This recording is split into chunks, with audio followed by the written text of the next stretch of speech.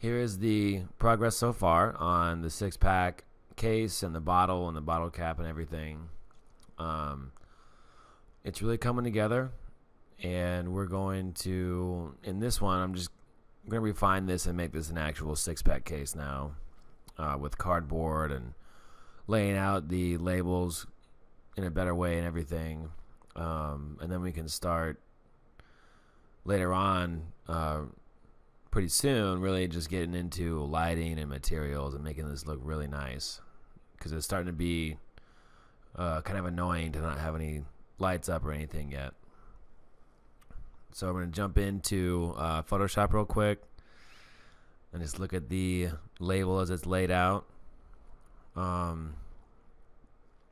guess the first thing to do is just reduce this. Let's see. Just reduce the label down and make it more accurate. And just start on one side first. So we'll start on this side. I'm just going to call this side 1. Or sorry, wraparound 2. And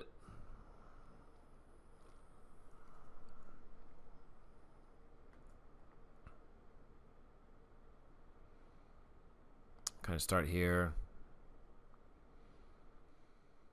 Actually makes sense to lay this, I would think, like this, and then I'm just going to duplicate this, use the polygon tool, the polygon selection tool, that is.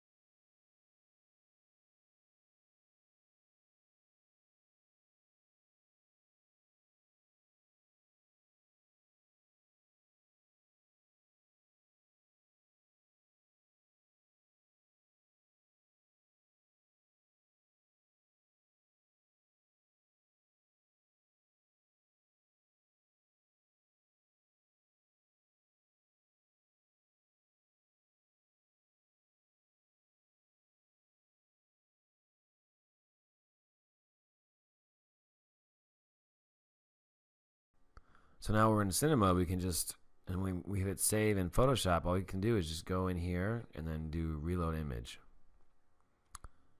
And do you really want to revert to save version of this texture? Hit yes. It goes back to that and see how it adds this, which is great. And one thing that I did, if we hit render, this will happen a lot just so you can see it.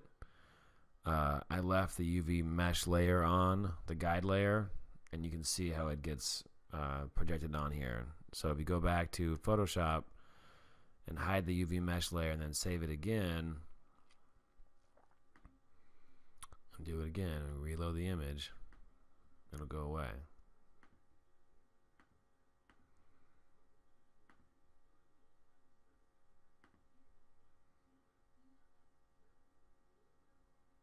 Awesome. This is good to see because the UV polygons have been moved around, so it's good to see where this ends up.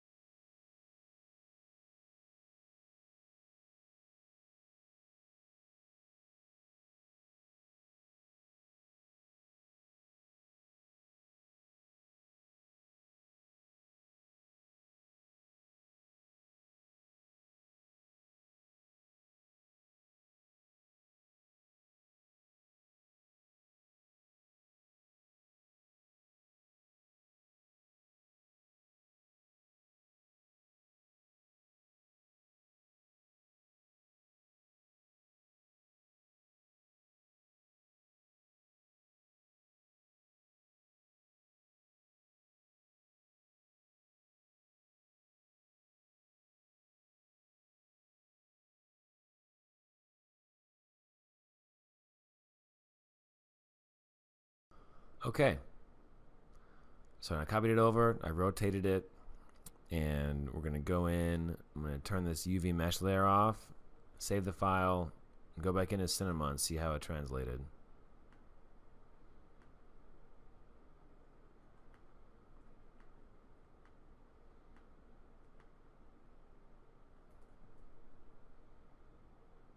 Perfect. Okay, so now we have a wraparound texture on this 6-pack case. Very useful. And then I'm just going to go in, leave this yellow because I kind of like it. And there's a couple of things that are going on here. Oh, this happened again. So this polygon right here, this polygon is flipped over and should be right here, and vice versa. So you know how to fix that. I'm going to go in and fix it real quick. Okay. So I fixed it. They now work in the same way. And I just want to show you Bodypaint can read Photoshop files. So all the layers that were made in Photoshop have been transferred, including the folders and the masks, into Bodypaint. So it's really nice to have this interoperability. And I can just turn on and off these layers as they are needed in Cinema. So not everything has to be done in Photoshop, which is really nice. But it's the image editing is not that good in Bodypaint, and it's best to do it in Photoshop. But it's just nice to have the options in Bodypaint that there are. And one more note about Bodypaint: there are better things out there, but they cost money. This is a problem right here. Speaking of Bodypaint, but that's okay. We're actually not going to use this at all. I think it's actually cooler to just leave it yellow, like up here, and these handles, both these sides. But then what I'd like to do is have a nice cardboard texture inside these walls and everything, like you really would have for a real 6-pack case, because you wouldn't be printing on these walls or in these inside walls or anything. So we're going to go to Google and find a cardboard image. First of all, I'm going to go into Photoshop, and we're just going to get rid of these layers. And we'll just go in here and go to place it in.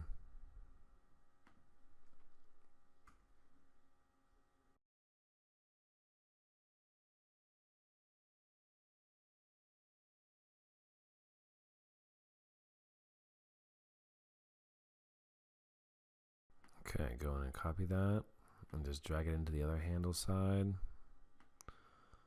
Drag this down to right here.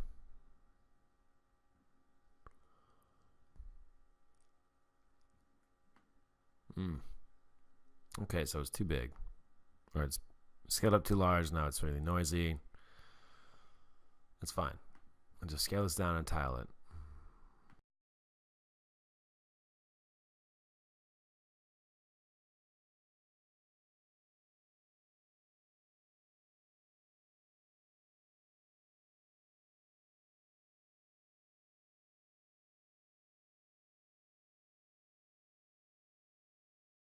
So these walls are also textured in yellow. So I'm just going to go in and scale down this cardboard texture and just tile it around all these areas, which are all the inside walls.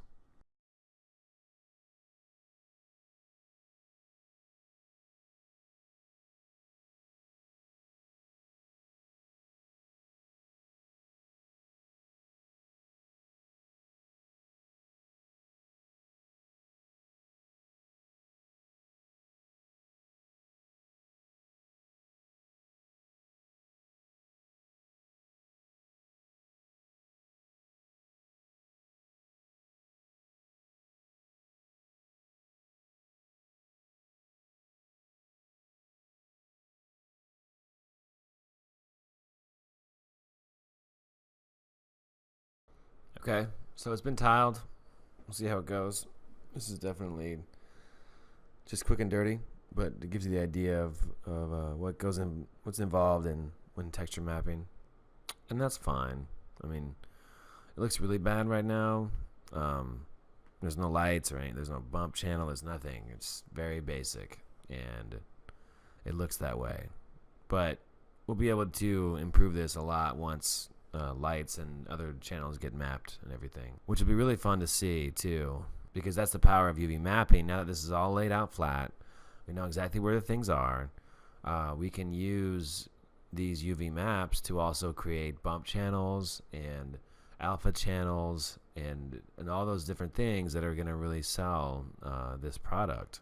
Okay, see you then.